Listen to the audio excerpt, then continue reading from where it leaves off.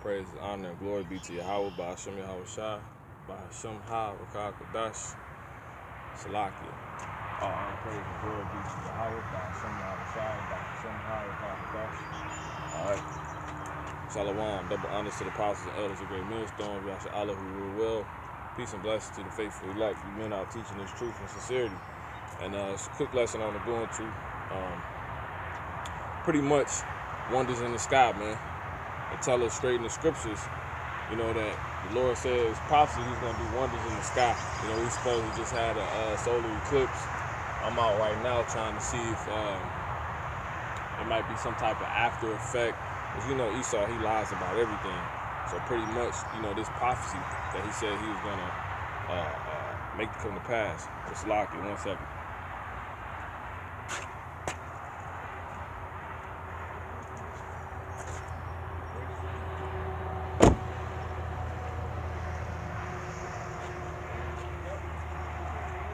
Lock it. So let me get this real quick. You know, it's a lock about the garment. Long hair mugs. Jesus. You have a great night. Hopefully we'll see you again. Give me a second real quick. You go.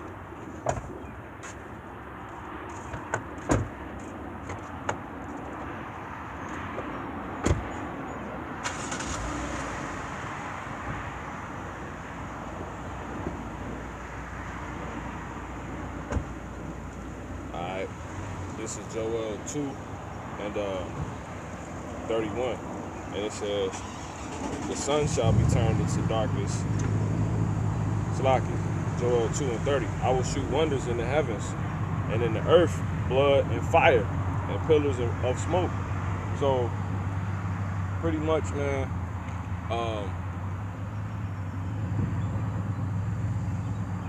the Lord said he was gonna do wonders, man. That's what he said. He said he was gonna do wonders, you know, and they were gonna be in the sky. Joel 2 and 30. It says, I will shoot wonders in the heavens. You go into that word heavens, it's the Old Testament. The word there is Shemayim, right? I'll go ahead and get it. These really basic things for Shemayim. Strong's H8064. Shemayim. That's the Hebrew word for sky in Hebrew. For sky in Hebrew. That's the Hebrew word for sky. It's Shemayim. It says the outline of biblical usage is talking about the sky, man. Visible heavens, as the abode of the stars, as the visible universe, the sky, the atmosphere. It says heaven. You know, can't make this up. So he said he was gonna do wonders, man, and that's what he's doing, man. These heathens, you know, everyone's seeing them, you know. So pretty much what it's going into, the Lord YAHAWAH, he's preparing eyes. We do this so much. YAHAWAH is preparing eyes and minds for his return, man. That's what he's doing. You know? That's what he's doing. Let me get my sword real quick. You know? And I got a good scripture to prove that right here. Put this in my pocket for a minute. You know? So I said for Slaki for these heathens, but I mean for my garment because of these heathens.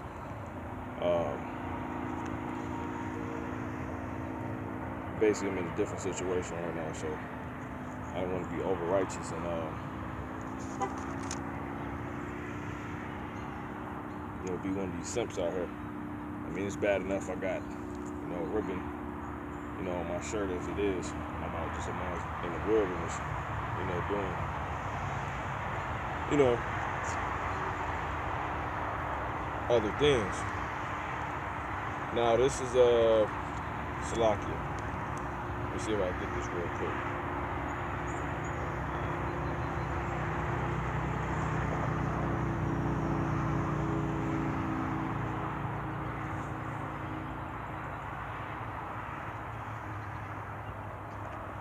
Let's see.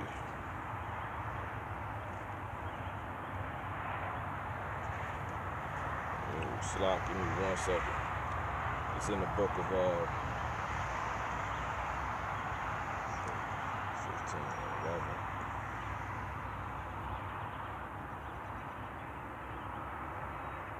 Here we go. Isaiah 51:6. Lift up your eyes to the heavens. Lift up your eyes to the heavens. You know, it's a commandment. Matter of fact, let me get this. Let me start at 5. Isaiah 51:5. My righteousness is near. My salvation is gone forth. It's already on its way. You know, because that's what those wonders are. That's what those wonders are. You know, pretty much declaring, man, that the Lord is on His way, man. You know, the blood moons. You know, so-called solar eclipse. It's happening and whatnot. Has happened. You know, and then you also got these guys. I wish I could pan my camera to the sky right now. You got what appears to be a jet fighter in the sky. You know, they do sky patrol. Esau likes doing sky patrol. You know, but you know, we know when they're in the air, they either dropping the chemtrail, they patrolling the skies, and that's how they end up pretty much bringing forth more information on the wonders that's going to come out of the skies, and that's the technology of the so-called technology of the UFOs, which is just, you know, power from on high, man, from YAHAWAH. You know what I'm saying? And you got a plane right here, and that's a jet. Even the chemtrail, you know, are they patrolling the air right now, man?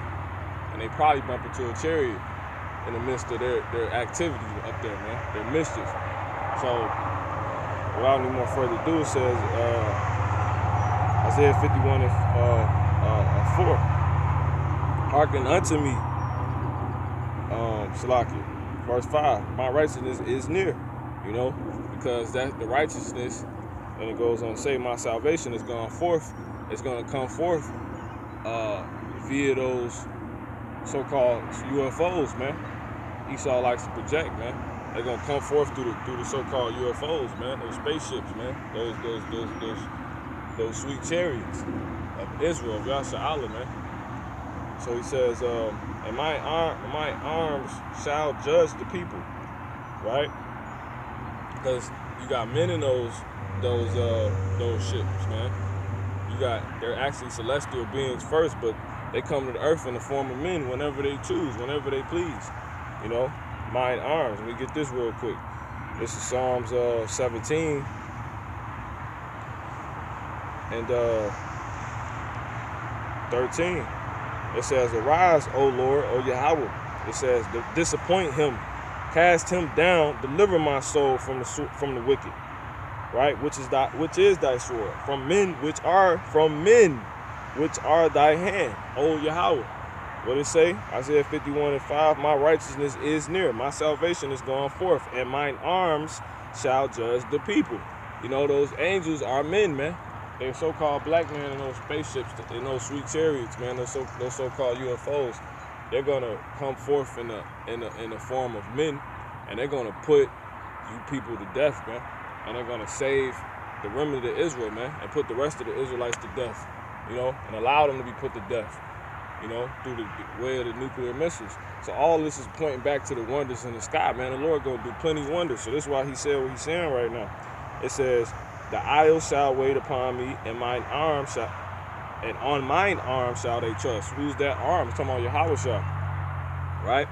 And then, you know, let me stick to the point. It says, verse 6, lift up your eyes to the heavens, and look upon the earth beneath, you know, for the heavens shall vanish away like the smoke, because it tells us, you know, right here in 1 Peter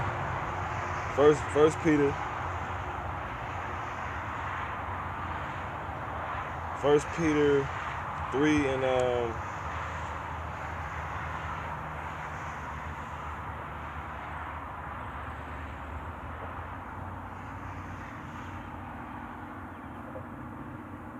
can actually get this too. You know, let me get this. This is 1 Peter 3 and 22. Who is gone forth into heaven, and on the right hand of the power of the Heavenly Father, angels and authorities and powers being made subject unto him. See that? And it's talk. That's what the Lord is. The YAHAWAH is the right hand of the Most High, man. Like it say, Isaiah 50:51. He's the right arm of the Most High because he's on that right hand. You know, he's literally at that right hand, man. Like in Bad, what's that movie? Super Bad, when the cops got out the car and they made Seth and the dude get on the ground. He was like, no, when the cops entered into that house party they was like, prepare to be, you know what I'm saying, explicit language by the long pretty much they said a different word, but that's a saying that they say in the world that, you know, the long arm of the law, man. You know what I'm saying? That's in the Father. He also makes references to that, you know, in the scriptures, because he say, "Is my arm short that it cannot reach?" You know what I'm saying? So it ain't nothing that his arm can't do. That's how the Lord gonna come back, man. And people gonna really witness that, looking up to the heavens, man, when he come back with being made that right arm, man. It's not gonna be anything that Yahweh ain't gonna be able to do. He's that right arm. It says, Isaiah 51:5 continue, and my arm shall judge the people, the isles shall wait upon me, and on my arm shall they trust. Because why? Matter of fact, it says 1 Peter 3:21, the like figure whereunto even baptism doth also now save us, not the putting away of the filth of the flesh, but the answer of a good conscience towards the Most High, by resurrection of YAHAWAH HaMashiach, who is gone into heaven, right, the sky, because that's where he went when he, you know, was resurrected and he left. It says, and is on the right hand of God, man. Angels and authorities and powers being made subject unto him. You know what I'm saying? So I'm going a little bit deeper than I want to, but let me get my point. This is in 2 Peter. So it says, Isaiah 51:6, lift up your eyes to the heavens and look upon the earth beneath. For the heavens shall vanish away like the smoke, and the earth shall wax old like a garment, right? And they that dwell therein shall die in like manner, but my salvation shall be forever, and my righteousness shall not be abolished. So this is why he's telling people to look up. This is why he's doing wonders in the air, because for everything that's about in the sky, because everything, he basically preparing your mind for what is already written, man. So you're going to see little tic-tac so-called by so-called white man, which is really the ships. You're going to see them actually manifest in more truer forms. You're going to see clouds that look like all type of different things, man. You're going to see solar eclipses. You're going to see blood moons. He's getting you used to that. So when he's ready for that, because listen, 2 Peter 3:10, it says, but the day of the Lord will come as a thief in the night. So he's getting you prepared, man. It says, in which the heavens shall pass away with a great noise, and the elements shall, so the heavens gonna pass away, man.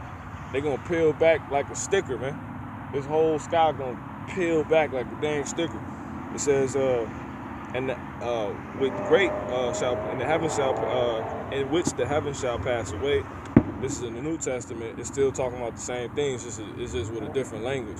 The heavens in the New Testament, which was written in Greek, the word for heavens in Greek would be Aranos, which would still be sky.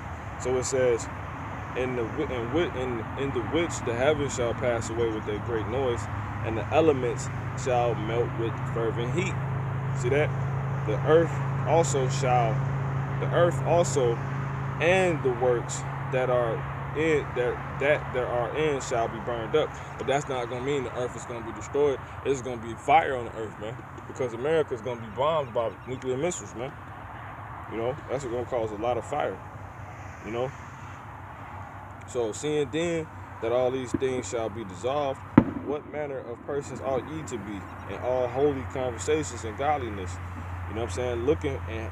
Looking for and hastening unto the coming of the day of God, wherein the heavens being on fire shall be dissolved, and the elements shall melt with fervent heat. You know what I'm saying? So The Lord is really getting our minds prepared for what's getting ready to come. That's all it's about, man. You keep seeing the sky look crazy, beautiful, certain times of the morning. You know what I'm saying? Starberry moons, wolf moons, blue moons, etc., man. It says, nevertheless, we, according to his promise, so the children of Israel, those that are awakened, that was chosen to get this, it says, look and endure to the end, not fall out. It says, look for new heavens and a new earth wherein dwelleth righteousness. So that's what the Lord is doing, man. Yahawah is preparing eyes/minds for his return, man. So I'm gonna close out with this. You know? But yeah, that's pretty much it, man. So I mean, you can go back to Joel 2 and that 27th verse, and this is why the Lord. So he commanding us to look up, because everything is basically signs, man. The Lord is at hand, like the scriptures say, man. You know, he's preparing your mind. So when that time come, you gonna be, you know, he wants everyone's attention on the main event, and that's his son coming back to deliver his children, the rest of his sons, man, the rest of his sons and daughters, you know, of the Israelite nation, and to make these nations consider. They say right here, let me get this, Isaiah 52 and 15. Let's just get this. So shall he sprinkle many nations. The kings shall shut their mouths at him. For that which had not been told them shall they see, and that which they had not heard shall they consider, man. You know? Matter of fact, let me get this. I'm going to close with this. It's Revelation.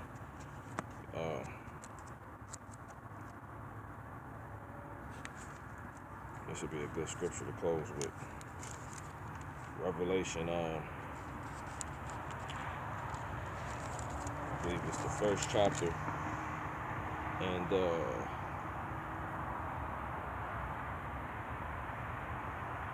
man, it's heavy. This is so you're gonna speak, every eye shall see him.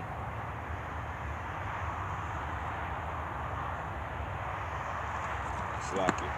And them was pierced him through, man. You know? We'll close out with that. In a second.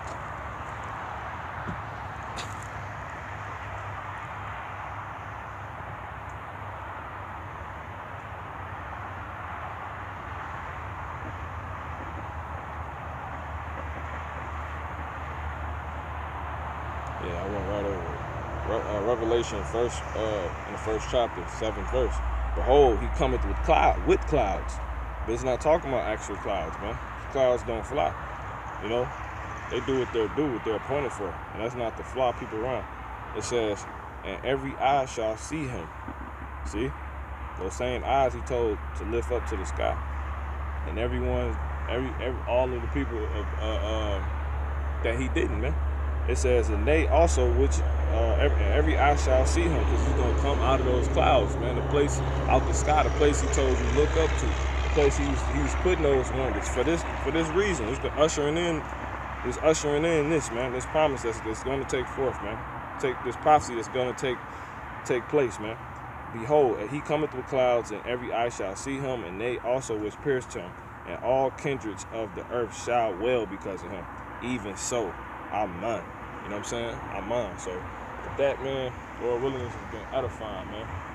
The Lord, wonders in the sky. Yahawah is preparing, you know, eyes and minds for his return, man. You know, Yahawah is preparing eyes, you know what I'm saying, and minds for his return, man. So, Lord willing, this has been edifying. Give all honor, praise, and glory to Yahawah. Right? Shalom.